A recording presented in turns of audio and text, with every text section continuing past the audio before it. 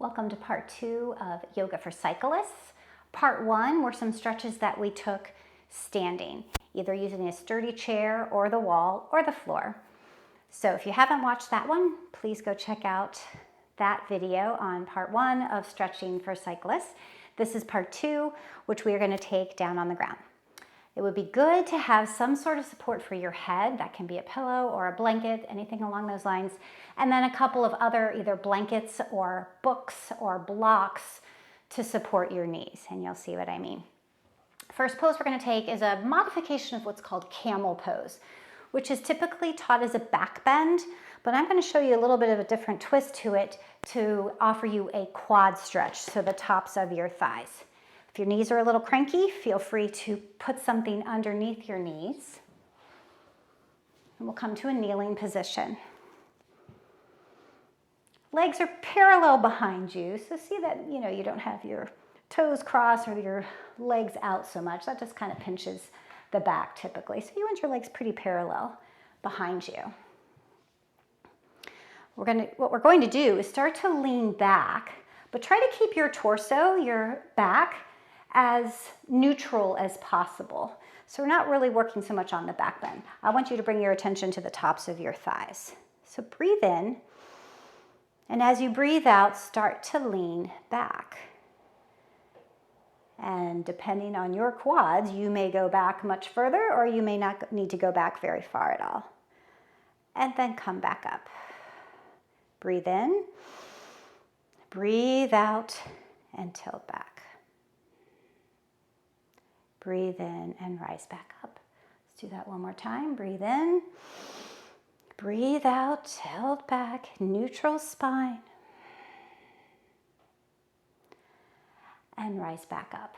You could flow back and forth a few more times, just like that, or you could breathe in, breathe out, tilt back, and pause here and breathe. Again, the intention is to feel a stretch at the tops, fronts of your thighs. Can also be a nice stretch for your hip flexors. Breathe in and breathe out and come back up. So that's a variation of Camel Pose to give you a stretch to the fronts of your thighs, your hip flexors, and your quads. Now we're going to come down to our backs. We're going to take Pigeon Pose. This can be a nice stretch for the outer hip. Lots of options here, and in fact I have other YouTube videos with some other customizations of Pigeon Pose, so feel free to check those out on my channel.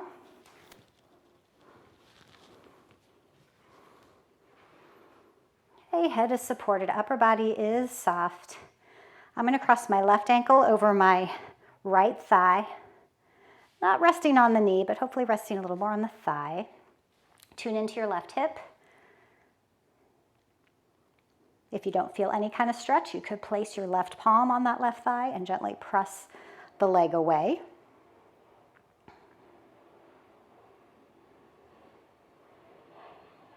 Or you could put some sort of block or book underneath this foot, the opposite foot, and see how that adds a little bit of a stretch, and you could linger there. And one other option would be to interlace your fingers around the standing leg, that leg that's on the ground, and draw that leg in, seeing what that does for the opposite hip.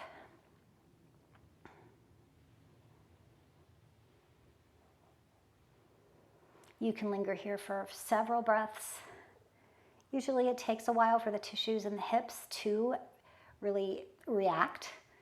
So I do encourage you to stay here for at least maybe 5 to 10 breaths, but listen to what you think your body needs. Then whatever variation you've chosen, you can uncross and then do the other side. This could be a very different experience on side 2, so decide, kind of experiment with what this other hip needs, considering your options. And this is a great variation of Pigeon Pose when you don't want to be on your knees, or if you have knees that give you trouble, there's a different variation that you take from hands and knees that can work for some folks. It's more of an intense stretch. but it doesn't usually feel too good if you've got knee issues. So make sure you spend a few breaths there. And then you can uncross. We'll windshield wiper back and forth here a little bit, so we'll take the feet nice and wide. Knees are still bent. And just let your knees drift from side to side. Notice how that feels for the top of the hip.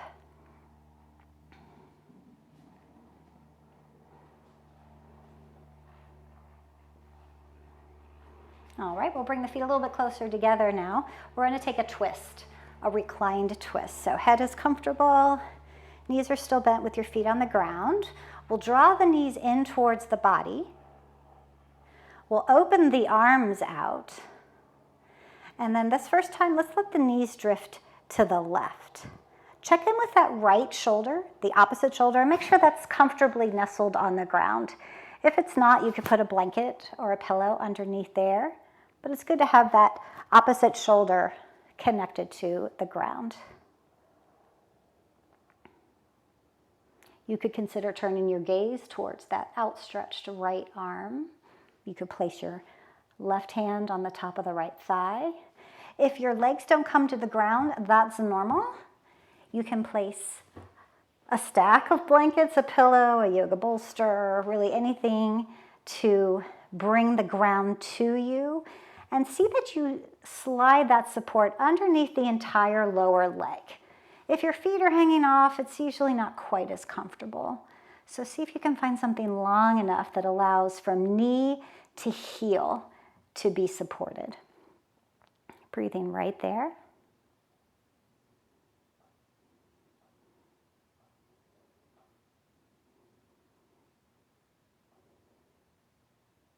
Again, you can feel free to pause and linger here for a bit longer. Or using your abdominal muscles as opposed to your back. See if you can use those abs to bring the legs back up. And then you'll take side two, depending on how much space you have. Let your knees drift to the right this time. And now the left shoulder is comfortably supported on the ground. Maybe some support under the lower right leg. This hip can be, or this side can be very different depending on your anatomy. And then you can maybe take your gaze towards that outstretched left arm.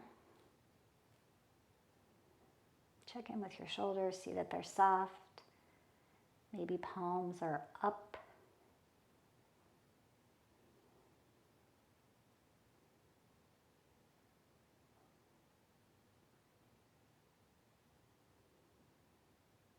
Again, lingering here longer if you would like. Or once again, let those abs contract to bring your legs back up. Now we're going to bring the bottoms of the feet together. We're going to take a reclined butterfly. So bottoms of the feet together, lower your feet down to the ground. So the outer edges of your feet are connected to the ground. And then see how your knees feel here. If they feel good, just your knees can certainly hang out open. If your knees go all the way to the ground very easily, and you're really stretchy there and you're not feeling much sensation, I do encourage you to put some support underneath your thighs. Or if your knees bother you in this position and they're off the ground, take some support, anything that feels good for you, so that your knees and your legs feel supported. And take several breaths here in reclined butterfly.